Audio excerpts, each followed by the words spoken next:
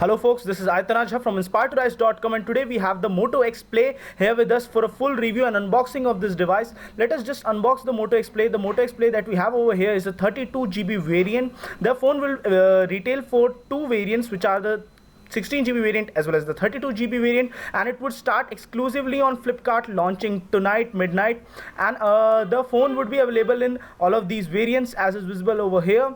And let us just unbox the whole device and see what's inside the package. Inside the package you get the Moto X Play device, the Moto X Play over here as is visible over here. The design of the device has not been changed from the past, the Motorola bootloader animation, etc. Let us just go past this and see what else is there. So inside the box you get the USB cable, micro USB to USB cable. You get the standard earbuds provided by Motorola. These earbuds, they haven't changed this since a long time. I hate them because they are not in ear style. And the Moto X Play readme instructions and everything in Hindi also. And apart from that you get the USB charger adapter. Here you have two ports, so it's good enough.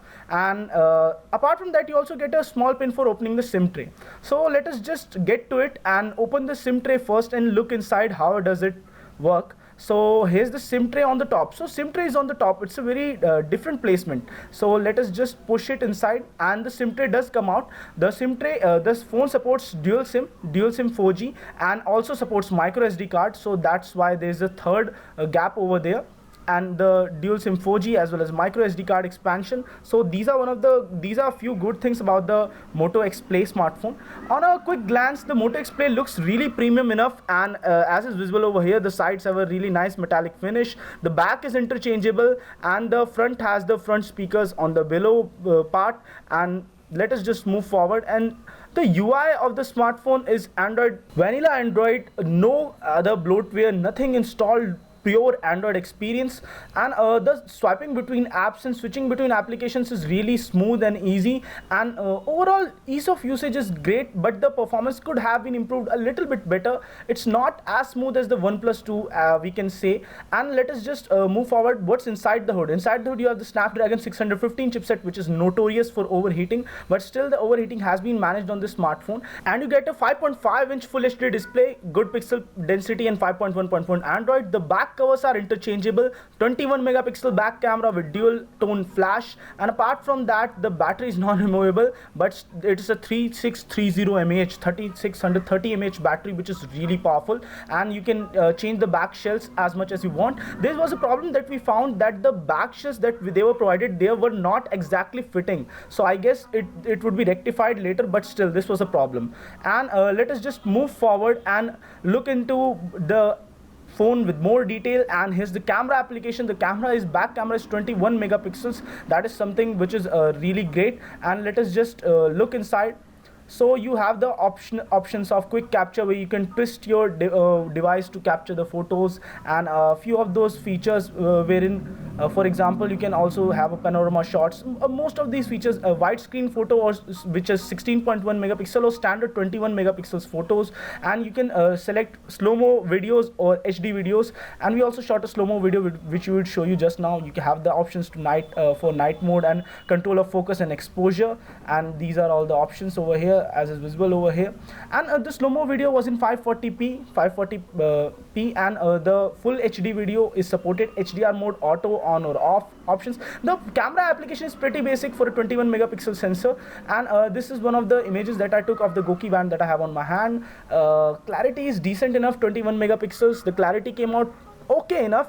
The sensor looks okay enough. The color reproduction is good on the Moto X Play. The color reproduction is good, and this is the picture of a bag taken on a really far off location. So even that picture, when zoomed, does not blow up, does not pixelate. So somehow you can say that the 21 megapixel camera is good enough, but still you can always have even more picture data in that 21 megapixels. So we are not that satisfied with the overall picture quality.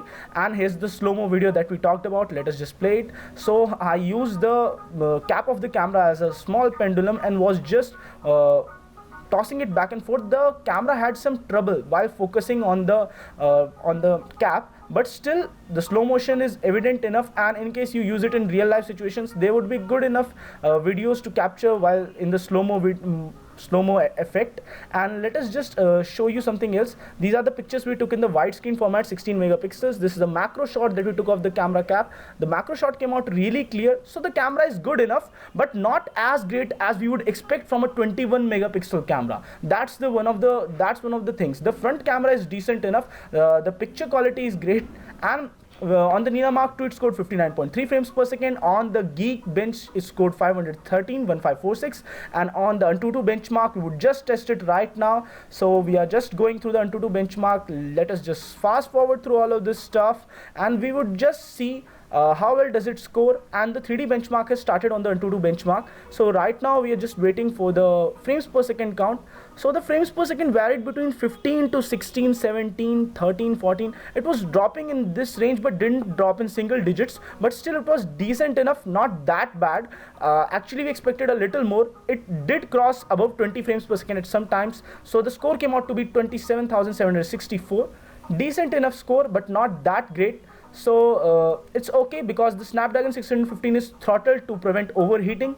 And let us just move forward.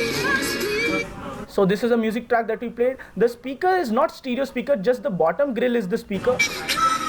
So the sound is not as much as you would expect from the device. Now let us just move forward and test something else on it. So the storage is 32 gigabytes, out of which 25.4 GB was available for its user usage.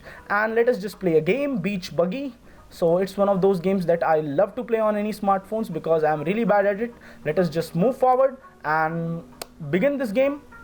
So the device would be available in prices of 18,500 rupees for the 16 GB variant and 19,999, which is 20,000 rupees for the 32 GB variant, exclusively on Flipkart, and the offers start tonight. And please forgive me for the bad gaming.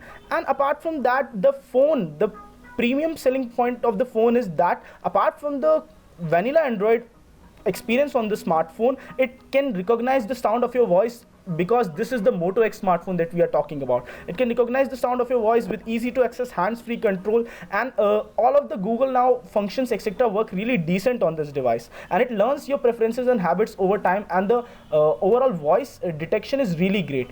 So we are just playing some games right now to just make sure that we can somehow make this device heat up a little bit. We will also do a temperature test at the end.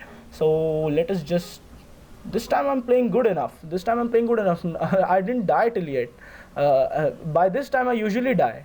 So decent enough performance, and okay, so I just said too much. So let us just move forward. The temperature was okay enough, 44 degree, 46 degree, nothing too high, and Motorola has worked great in this experience enough. So this is the Moto Assist and all of those functions which we talked about just now, all of those features which allow you to have a very hands-free experience on the Moto X Play. So the back design, everything on the smartphone feels rightly put enough, great enough. For a price of 20,000 rupees, the 32 GB variant is decent enough, but we would still recommend the OnePlus 2 for people who are looking for a really flagship experience. This is a good flagship by Motorola because it provides really decent battery life, and the 100 lucky customers using Flipkart Ping application would get 100% cash back today. So guys, don't forget to hit like on this video and don't forget to subscribe to our channel. This is Aditya Raja signing off.